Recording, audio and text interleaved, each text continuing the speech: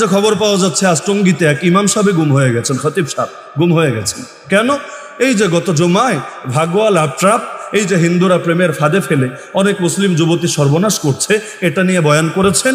ISKCON চিঠি পাঠিয়েছে তাকে, সত্য মিথ্যা আল্লাহ ভালো জানে, তদন্ত হলে একসময় আসলটা বের হবে। তো এখন আলেম ওলামারাও গিয়েছেন, ভাইয়েরা গিয়েছেন, চেষ্টা চালাচ্ছেন। তো এখন সংবাদ পাওয়া যাচ্ছে তার ছেলে এই ছবিটা পর্যন্ত সবাইকে দেখাচ্ছে যে এই চিঠি তাকে হুমকি দেওয়া হয়েছে। তো হুমকির বিষয় থেকে ওইভাবে সিরিয়াস নেয় নাই, হুমকি তো 2 পয়সার মানুষও দাঁড়ায় দিতে পারে। লেকিন আজকে সকাল থেকে তাকে আর খুঁজে পাওয়া যাচ্ছে না, আল্লাহই ভালো জানেন তার নসিবে কি আছে।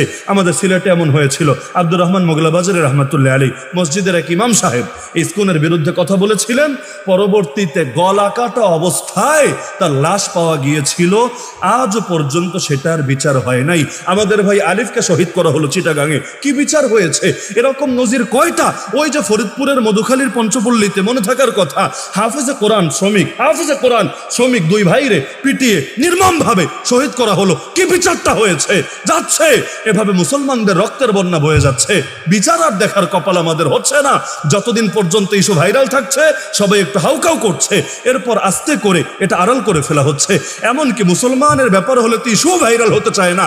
এক টিপকাণ্ড নিয়ে কি ঘটে গেল দেশে, এক নিরপরাধ পুলিশ অফিসারকে পর্যন্ত, এক পুলিশের এক কনস্টেবলকে পর্যন্ত চাকরিচ্যুত করা হলো, অথচ আমাদের মা বোনেরা ধর্ষিতা হচ্ছে। এগুলো নিয়ে কোনো কিছুই দেশে হচ্ছে না।